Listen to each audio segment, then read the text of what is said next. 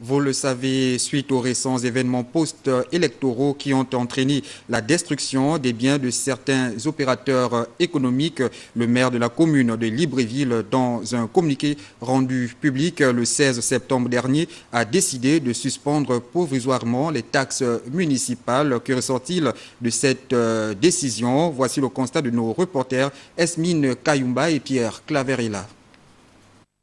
Dans le but de soulager les commerçants et les opérateurs économiques victimes de pillages lors des événements malheureux post-électoraux, le maire de la commune de Libreville a publié récemment un communiqué portant suspension provisoire des contrôles et autres taxes municipales, une mesure qui semble être respectée sur le terrain. À partir de vendredi, samedi, ils ne sont plus revenus pour nous demander les tickets.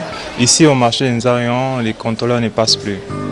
Donc nous vaquons à nos occupations tranquillement, sans être embêtés par les contrôleurs. Du moment où Madame le maire a pris cette mesure, je pense que c'était dans le contexte de préserver ses agents. Vu ce qui se passe en ce moment, elle a préféré prendre cette mesure-là et elle est bien évidente et nous la respectons.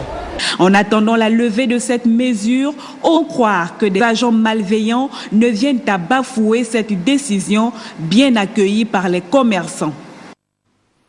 Et puis, la voie express dans la commune de Libreville présente depuis quelque temps une belle image. Cela se justifie par l'implantation des jardins et ateliers de balustres tout au long des différentes artères de la capitale gabonaise. Le constat de Jean-de-Dieu Ogoms et Pierre Claverilla.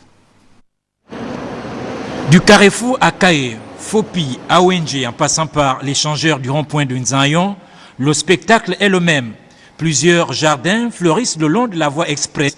Ici, les Ouest-Africains, la plupart, pour donner une belle image à la commune de Libreville, ont aménagé des espaces verts. Oui, le travail, c'est pas compliqué.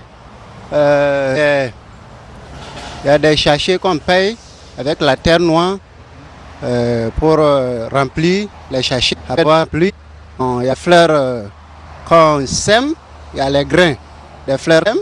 Il y en a aussi, tu vas couper les fleurs et puis tu mets dans le sachet. On remplit la terre dans le sachet, on fait le pépinière, il y a d'autres c'est les graines, mais beaucoup c'est le palbouturage.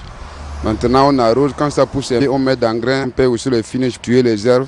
C'est pas du tout facile, mais on se porte pour gagner un peu le bout du pain à manger. Tout à côté, une autre activité, celle de l'abrication des balustres.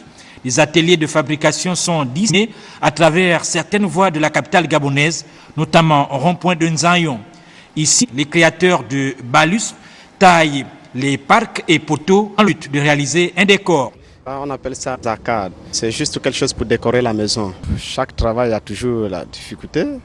Et il y a des fois aussi le ciment, ça bouffe le doigt et tout machin, mais nous sommes déjà habitués à travailler, on supporte. Les créateurs balustres et fleuristes sont des métiers qui devraient intéresser également des jeunes Gabonais en manque d'un emploi.